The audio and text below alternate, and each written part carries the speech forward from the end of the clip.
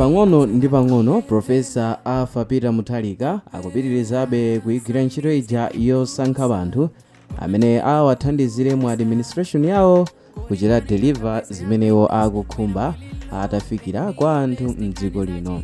Ndipo iwowa akhala akusankha anthu m'mbuyomu monga atakhala tikuona mu nthawi yapitayi akhala akusankha maministers osiyanasiyana omwe akhalenso akugwira m'magawo osiyanasiyana amene cholinga chake ndikuti athandizane nawo ntchito yotukula dziko lino la Malawi ndikuti akachite deliver zoyenerera a Malawi.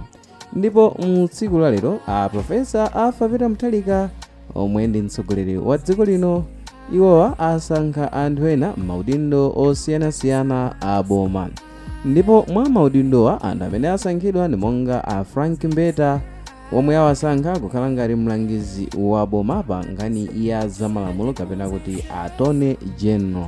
Ndiyeti attorney general apanopa ndi amenewa a Frank Mbeta amene asinthana ndi attorney general amene timawadziwa a Thabo Chakaka Nyirenda omwe adalipo mu nthawi ya ulamuliro uja wa Malawi Congress Party.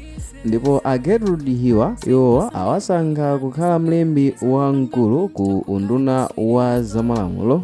Ndipo a Feston Maere ngati mkulu wozenga milandu ya boma.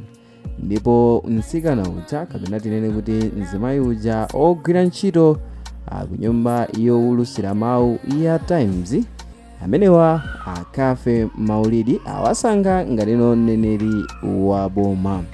Udindo umene tikukambawu ndi udindo umene a Brian Banda adawugwiraponso mu nthawi ina mu utsogoleri uja wa Dr. Lazarus Makikafe Chakwera. Koma padakali pano tikukambano za akafe Maulidi amene awasankha mu ulamuliro wa Democratic Progressive Party DPP mosogozedwa ndi a Profesa Arthur Peter Mutharika. Ndipo titatha kuona akafe Maulidi a Henry Mukhuna iwowa asankhidwa ngati mlangizi wa boma pokwaniritsa malonjezo a mfundo zokolera anthu. Ndipo abusa Timothy Khoviwa iwowa awasankha ngati mlangizi pa nkhani ya zachipembedzo. Choncho mlangizi ku nkhani ya zachipembedzo ndiye kuti ndi amenewa abusa a Timothy Khoviwa.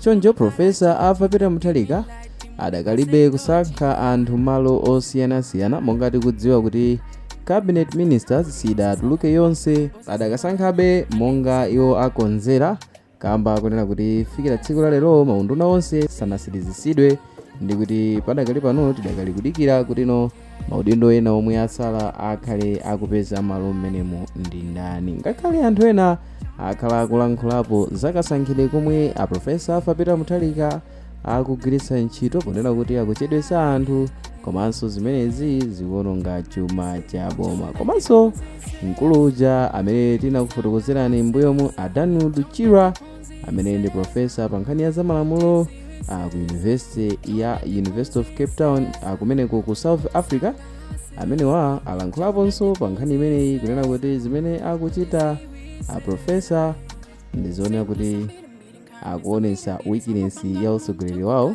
Choncho akulu amenewa ndi odabwisa kamba kuna kuti amangoonekera mu zofoka za utsogoleri ndipo amalankhula zambiri zosakhala bwino. Koma nkhani yayikulu ndi imene tikukamba kuti profesa asankha anthu enanso amene akhale akuthandizana nawo mu ntchito za boma pamene akhale akuyendesa limodzi magawo osiyanasiyana.